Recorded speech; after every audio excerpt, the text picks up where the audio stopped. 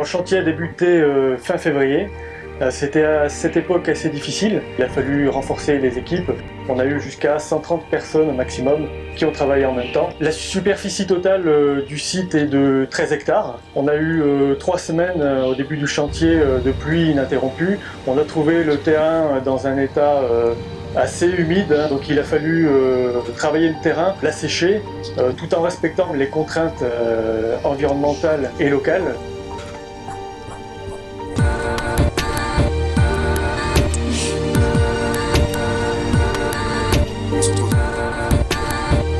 Ça a nécessité pas mal de personnel et surtout d'astuces, mais finalement on est arrivé à pouvoir raccorder l'ensemble de la centrale à l'heure dite, l'heure indiquée.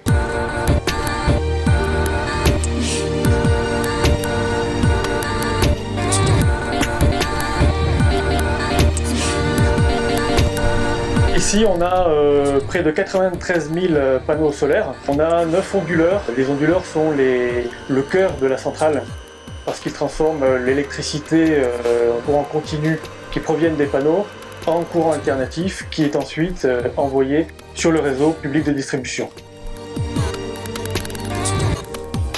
Notre société JP Énergie Environnement est spécialisée dans la production d'énergie renouvelable et notre principale spécificité est de faire appel à des investisseurs privés pour financer les projets. Ce mode de financement permet également de faire participer les populations et les riverains dans les projets. Aujourd'hui, près de 2200 investisseurs privés ont fait confiance à notre société et investi dans les centrales. C'est notre société qui a intégralement développé ce projet depuis l'identification du site en s'occupant également de la phase de financement et qui va procéder à son exploitation pendant les 20 prochaines années. C'est un projet qui a été assez long à développer puisqu'on a eu une large consultation du public et également une prise en compte des enjeux environnementaux. Et au final, le développement de la centrale a pris presque 4 ans et demi. Le résultat d'un point de vue économique est aussi très satisfaisant dans la mesure où on produit une électricité à un coût compétitif avec un kilowattheure qui est revendu à 10 centimes 79, c'est-à-dire à peu près au prix que l'achète le consommateur privé en France.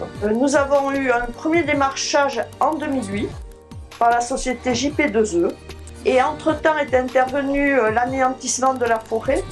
La forêt qui est quand même le premier produit du budget communal.